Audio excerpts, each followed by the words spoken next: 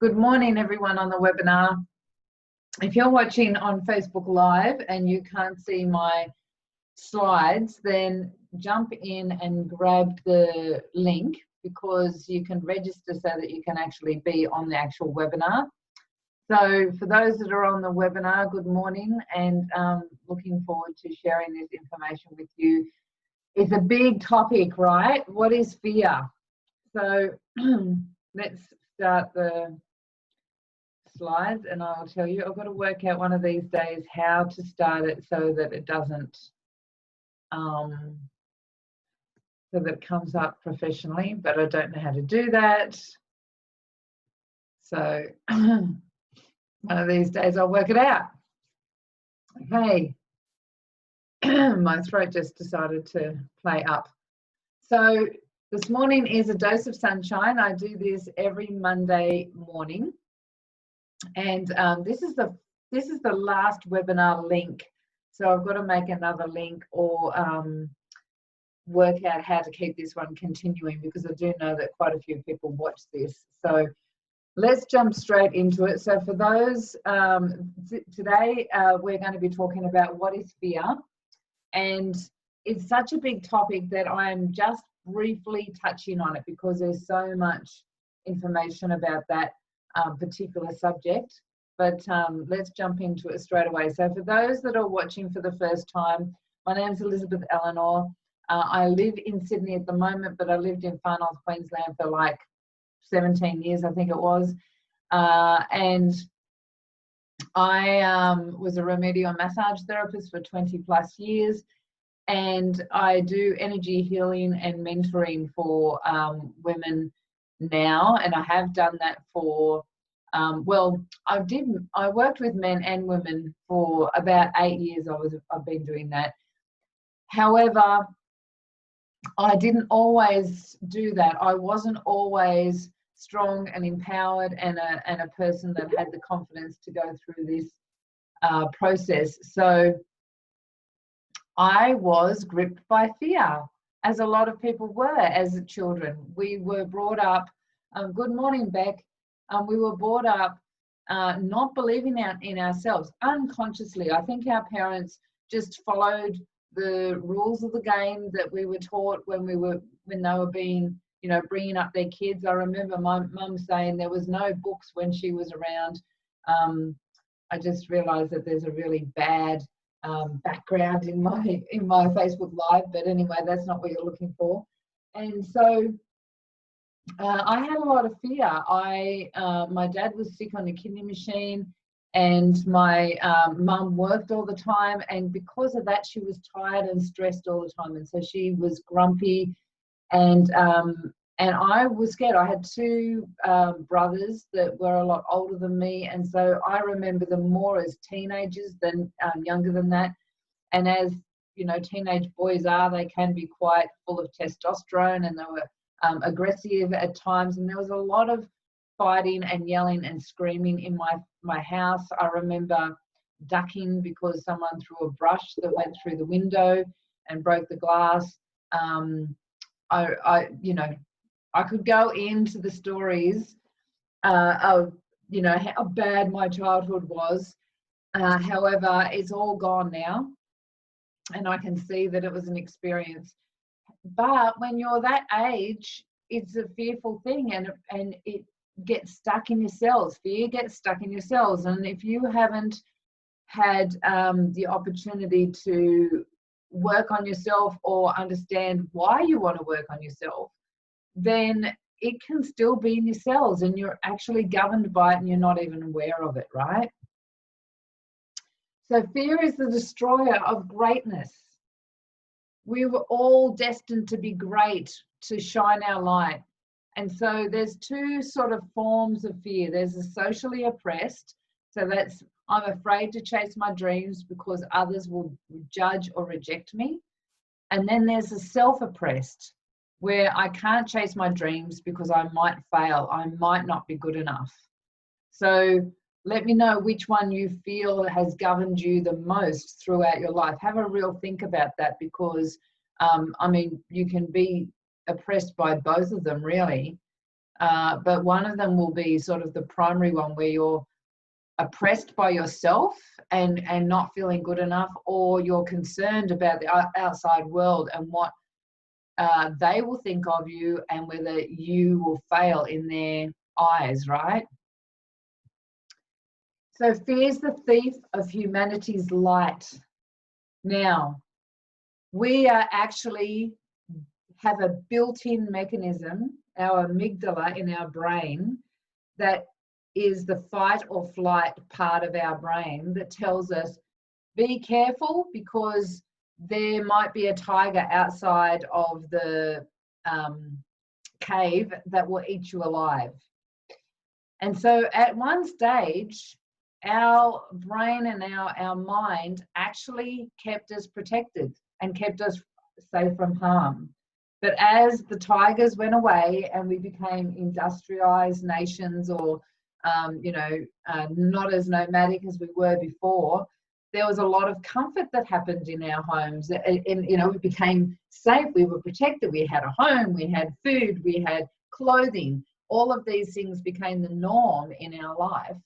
And the fear still stayed. The fear kept on continuing. And so before we were motivated by physical harm and death, or to avoid that.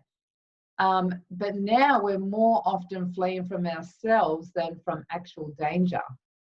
So unchecked mental impulses and conditionings can actually cause challenges. That's what fear is. It's actually the mental conditioning of an unchecked mind. So when you're afraid of being rejected, isolated, or abandoned, and you're not actually being eaten alive, the ego is actually in charge. It's not your spirit that's governing your world, but it's the mind. So I say the ego here. I actually, for years, had a problem with the word ego because it's so bantered around and people see it as a bad thing. However, at one stage, and at different stages, our ego is necessary to move us forward, to be aware if there's any danger in our reality, like going down a dark alley or something like that, right? But you don't want it to take over. So, I say the mind, some people say the ego, but you don't want the ego to be in charge. So the cost of fear is, to tame fear, we must first recognize its horrid effects on our lives. So fear, we lose our emotional and mental balance. Thoughts become frazzled and riddled with anxiety. We have our conscious thinking and intelligence and behavior narrow to self-protection, limiting our capabilities to be open and strong. So when you're governed by fear, you're living in a very narrow world, and your energetic field, your auric field actually shrinks because it's concerned with danger, and so it's very close to your body.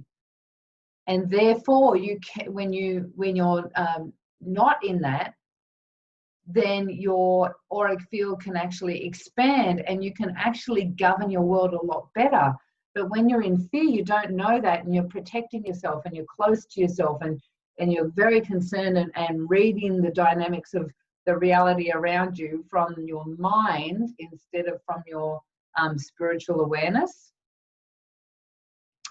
And I've also put here, never write the mind or choose to work hard to condition thoughts to tame fear. So what that means is you're constantly in this cycle of fear, and you're actually not able to, often, you're not able to condition your thoughts to tame the fear and realize there's no tigers anymore. What is it that I'm actually afraid of? What can I do to change that? And depending on how you were conditioned as a child will depend on how challenging it is to move out of that.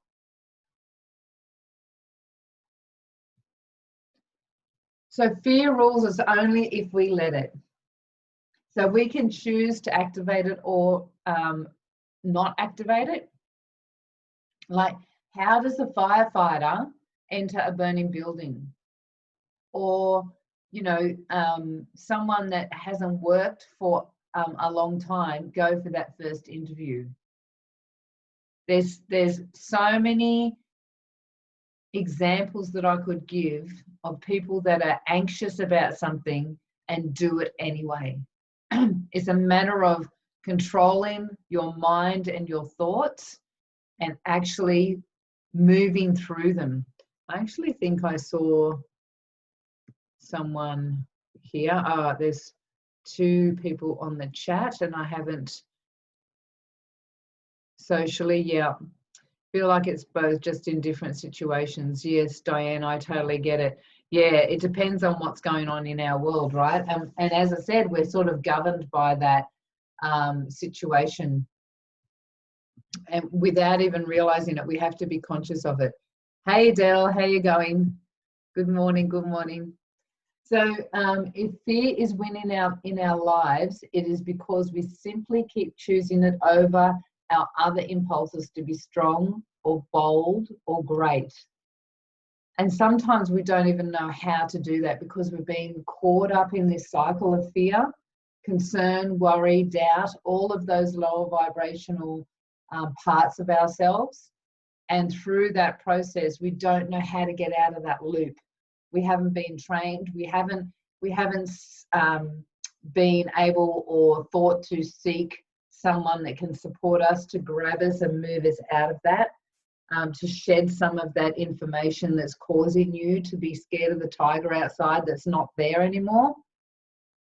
So we can very, very much get caught in the cycle of our mind telling us it's better and it's safer if we listen to the mind.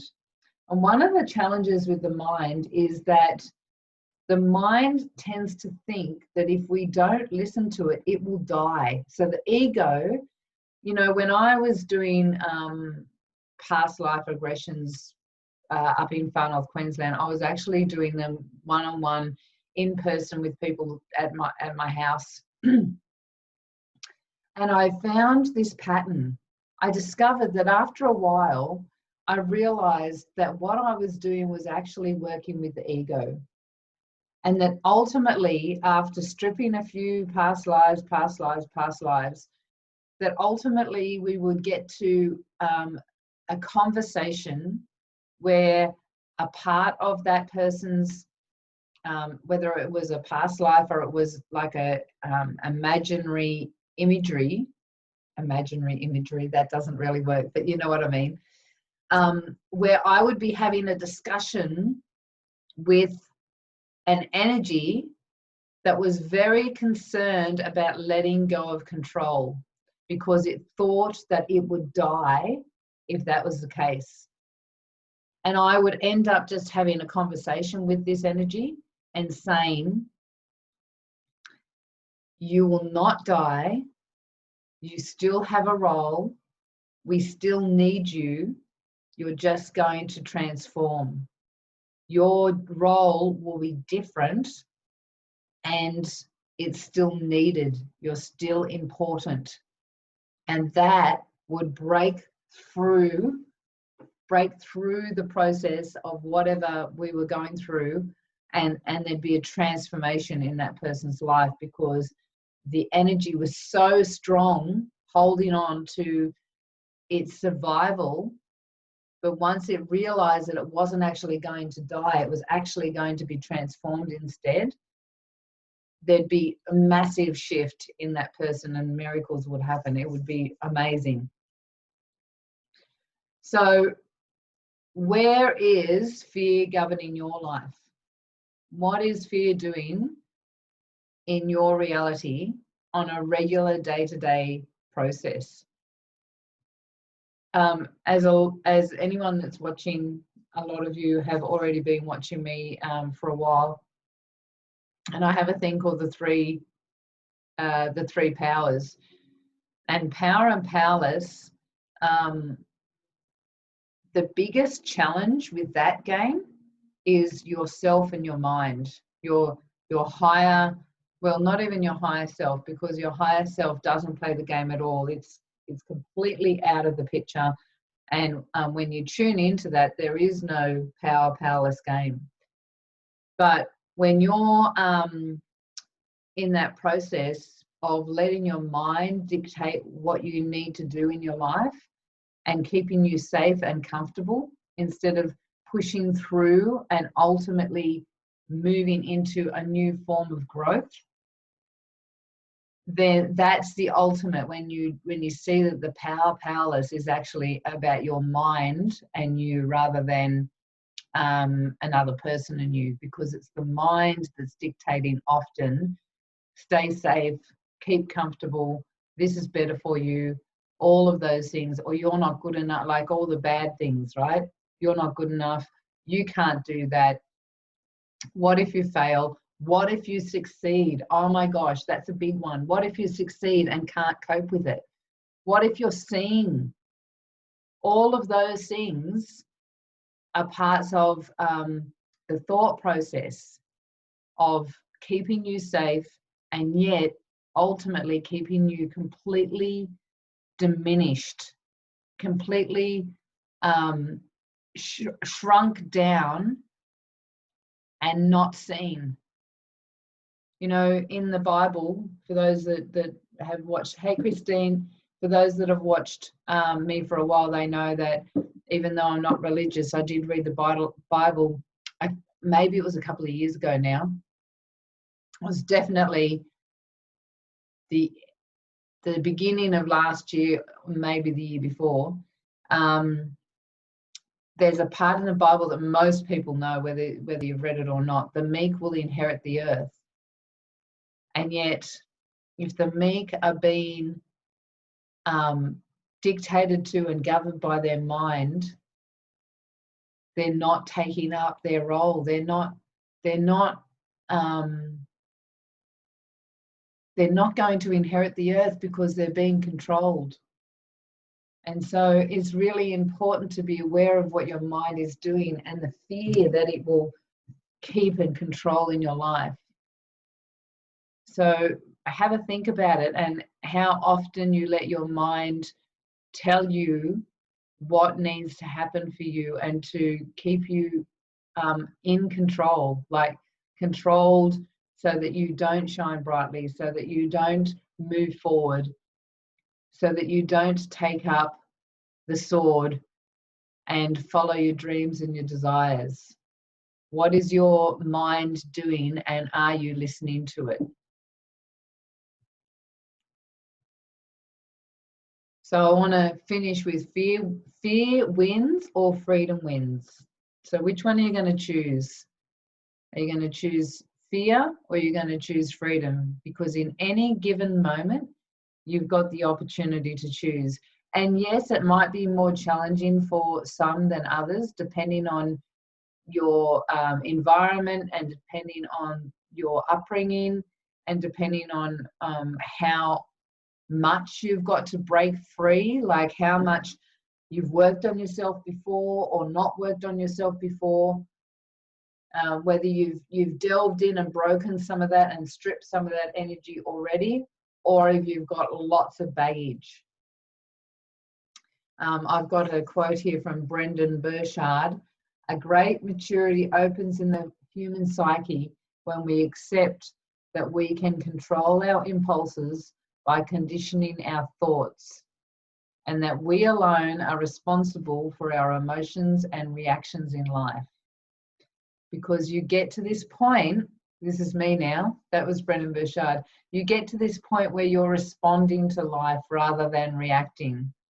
Because when you're coming from fear, when you're coming from your own thought processes of the mind, you're often reacting to life and you get caught up in this cycle, right? So it's really important to be aware, which are you going to choose today in this given moment, not even today, in this moment, because it's a moment-to-moment thing. Are you going to choose fear, or are you going to choose freedom? Because freedom can be just as scary as fear can. And so I get it. Been there, done that. Brought up 2 children by myself up in far north Queensland, moved up there. So it was very, very, very quiet. When I left home, I left when I was 16. My dad had just died and I was the good girl. So the fact that I was leaving totally freaked me out because I didn't think that I would do something like that, right? And so I was really scared. I remember going with my partner at the time. He ended up being the father of my kids. We were together for 10 years. But I remember being with him and we got in the car with his mum, who was taking us to her house 6 hours away. So I was going to the country, somewhere I'd never been before. And we got there only for me to find out that she hadn't told her new husband that we were coming. And so I had to sit on a country station, train station that was opposite, like I was living, we were staying at a place called Utah, which is like blink and you miss it. It's between Parkes and Condobolin, right? And I was sitting on Utah train station, which is not there now because it was bulldozed because the floods got it, listening to them screaming and yelling and attacking each other because I'd turned up. I had 6 hours before, like, to get back to my mother's house, and was absolutely freaking out that I'd never done anything like this before in my life. I was quiet, I was shy. I believed everyone else knew what was right and I was wrong because that's the way I was brought up, that everything I thought was wrong. And that was one of the things that I did. I also moved to far north Queensland, just got myself a diploma in remedial massage and moved up to far north Queensland not knowing anyone but my ex, who was not the best person to have in our lives. And I didn't know anyone. And I actually had to start in a caravan park because I didn't you have to be in the state for 6 months before you can actually get the bond loan from the government. So I had the kids for 6 months in a caravan park, and then we moved into a house where I had no furniture and no bed. We slept on the floor for about a month on a quilt. I told the kids we were camping until I could afford a bed. And it was friggin' scary.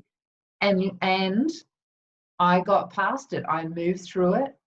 I started listening to myself. I became stronger. I stopped listening to the fear of the mind, who was telling me it's better to be in Sydney and stay with your family. But I knew I didn't want to bring my kids up in Sydney. I wanted them to have a better life, somewhere that it was more freedom and more relaxed and not such a hard place to live. And so, you push through these things, and then you've got the tiny ones, the tiny moments where your mind will tell you not and give you excuses why not to do something. I have a shower every morning, and at the end of the shower, I turn the hot water off and I have cold water. Yesterday, I didn't do it. I thought, it's Sunday, I'm going to be not going anywhere, I'm not going to do it. And as I didn't do it, I remember thinking, don't make this a habit. So this morning, I went, okay, like as I was finishing my shower, I just went, okay, pull your big girl pants up and turn that hot water off. I said it out loud, and I turned the hot water off. I turned the cold shower up, and I jumped underneath and just kept on saying to myself out loud, you can do this, you're amazing. You can do this, you're amazing. Because I know that it's a habit that's better for my body, better for my mind, better for my discipline.